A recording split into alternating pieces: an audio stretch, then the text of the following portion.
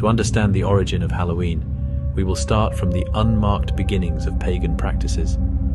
Samhain is an ancient Celtic holiday that begins on October 31st and ends on November 2nd. It is a festival that celebrates the final harvest, the oncoming death brought upon by the changing weather, and the onset of winter as a whole.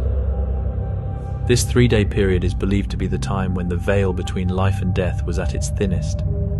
The spiritual was able to cross over into the physical, however, not without a helping hand. Large fires, which we call bonfires today, had their tinder and sticks made up from the bones of the dead. These bonfires would be paraded around upon hilltops, with animal sacrifices being made to accompany the celebrations. The sacrifices would be to offer thanks to the Celtic gods and to appeal for their favor in the new coming year. This was because on the contemporary calendar, to the Celts, November 1st was the beginning of the new year. To earn favor and fortune, their New Year's wish would be decided by the summoned spirits they enticed to come closer to the flame. The Celts would wear costumes to hide their identity. This was to protect themselves if the attracted spirit was someone who they had wronged in life. The costumes would be made up of mostly animal pelts, with decorations of bone.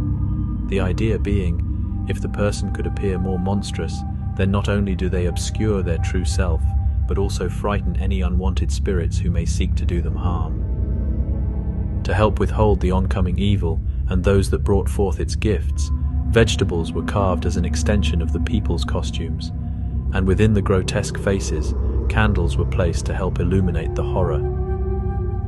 Among the many celebrations done during Samhain, one most popular was divination. The occult practice of divination was carried out in numerous ways. The famous apple-bobbing activity we do today was executed to foretell the Celts of any romantic interest between people in the new coming year. Spirits brought forth into the fray would also be requested to give guidance and advice for individuals, families, and towns, so that they could rejoice or forewarn people of the oncoming grace or judgments of the gods. Depending on the result, would influence the needed sacrifice to right the wrong. It is during these judgments that even people may be offered up to the fire. Why is it then that we continue to practice and honor pagan ways? The believed answer: an attempt to merge holidays to overcome old family traditions. Pope Boniface IV placed a holiday known as All Saints' Day to be carried out on the 13th of May. However, it wasn't until Pope Gregory III, over 100 years later, that All Saints' Day would be moved to November 1st. This is believed to be done in an attempt to supplant the still ongoing and ancient pagan practices with a so-called Christian holiday.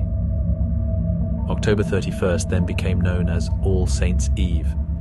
The Hallow in Halloween traces its root meaning to the word saints. Hence how All Saints' Eve, sometimes then referred to as All Hallows' Eve, over time became Halloween.